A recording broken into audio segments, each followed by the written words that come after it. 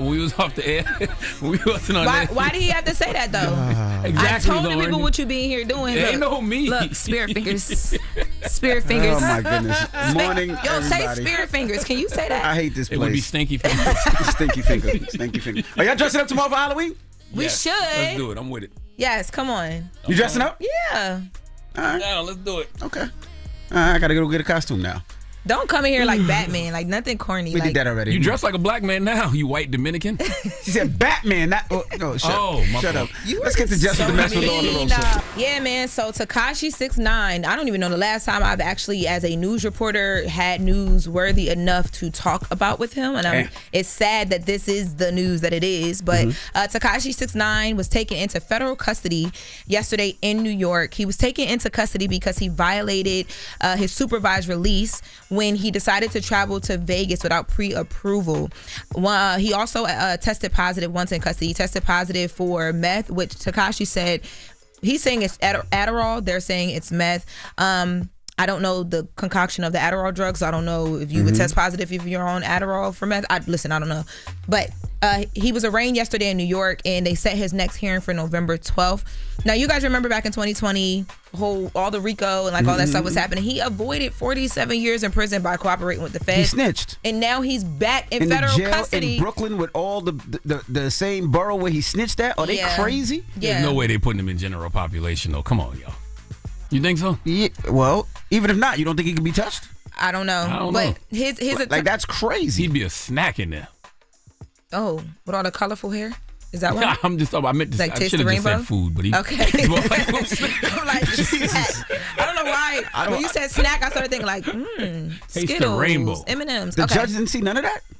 Okay, so let's back up. So his attorney, Lance Lazario, told TMZ and a few other outlets that Tekashi was actually notified 2 weeks ago that he violated the terms of his probation, and he was ordered to appear before a federal judge in New York yesterday. He was an hour late to the hearing, and the judge dispatched U.S. Marshals to find him. Dang. Tekashi then arrived on his own and surrendered voluntarily. There were 3 violations according to the government: him performing in Vegas, Nevada without permission from his probation department, him failing the drug test and testing positive for meth, as I mentioned, and also he failed to take a drug test at some other time. Now, his attorney saying the meth thing could be a false positive, and addressing his location. So yes, he is here in New York, and the defense was basically like, in court they were having a conversation about where the fact that he's here in New York, because this is where all the trouble was happening for him before, and the judge was like, I don't care much. Not that the judge said they didn't care, but the judge is just like, when they're asking, can he not go to a certain jail, or basically that there's special conditions he needs to be placed in jail under. Yes. The judge is like, why? And when the judge said why, I'm like, man, it's been so long since Tekashi's case and that being the center of news. It really hasn't. But the judge, it was 2018 when he testified. The judge said why.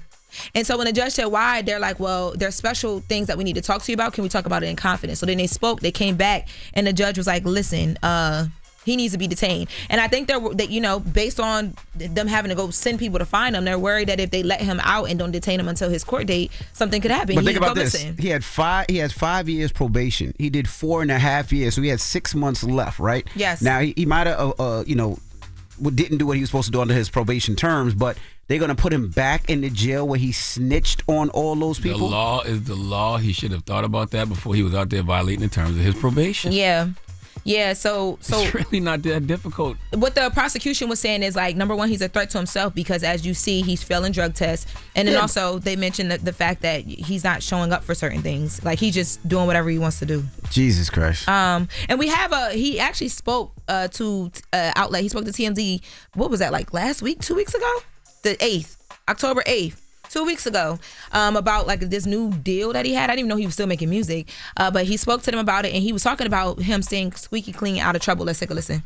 Like, if you know 6ix9ine, you know that. Like, I'm squeaky clean. Like, I stay out of trouble. Trouble seems his way to find me all the time. Right, and what his team was trying to claim in court was, he, number one, his security has to be set a certain way. He pays for his own security. He's never taken the government security. But also they were saying that the reason why, because they're trying to fight back against he's a danger to himself because of the drugs that he tested positive for. His team was like, no, he's not a danger to himself. He was prescribed drugs he was prescribed Adderall for a medical condition. So I don't listen. Jesus. Yeah. Oh. Well, yeah.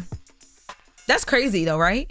I can't believe you beat all that time doing all that you did, and now you back in front of a judge for drugs in the system allegedly, and I guess not telling him that he was supposed to perform. He was performing in a show in Vegas. Yeah. I mean, you're supposed to abide by the rules and abide by the laws, but the law is the law. Put him back in there. Oh my gosh. Ain't nobody put him back in there. He earned that spot. Yeah.